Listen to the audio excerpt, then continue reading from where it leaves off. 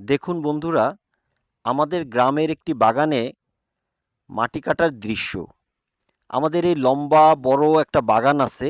এই বাগানটাতে মাঝখানে যে ক্যানেল বা অনেকে বের বলে বা ছোট খাল বলে, এইখানে খালের বা নদীর পানি এসে পলি জমে বের বা ক্যানেলটা ভরে গেছে। এই ভরে যাওয়ার কারণে এই যে মাটিটা, এইটা হচ্ছে খুবই উপকারী একটা মাটি বা দোআঁশ মাটি বলে বা পলিযুক্ত মাটি বলে। এই মাটিতে প্রচুর পরিমাণে ভিটামিন আছে গাছের জন্য। তো আমরা এই মাটিটাকে সুন্দর করে কেটে আমাদের বাগানের পাশে গাছের গোড়ায় এবং বাগানের যে পাড় আছে ওইটাকে আমরা উঁচু করতেছি কেটে।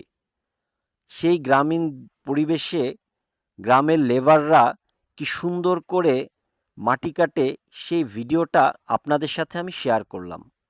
চারপাশে শুনশান বাগান, আর তার মাঝখান থেকে আমাদের আজকে ৬ জন লেবার সুন্দর করে মাটি কেটে কিভাবে পার বাধাই করতেছে মাটি দিয়ে, সেই দৃশ্যটাই আপনাদের সাথে ভিডিও আকারে আমি শেয়ার করলাম।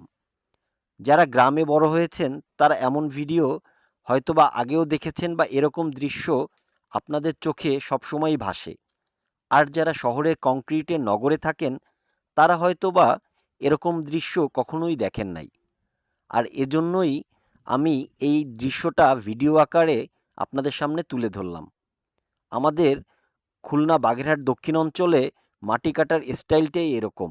গ্রামীণ লেবাররা এরকম সুন্দর করে সারিবদ্ধভাবে একটার পর একটা মাটির চাকা দিয়ে খুব সুন্দর একটা মালার মতো গাঁথে, যা দূর থেকে দেখতে দারুণ লাগে।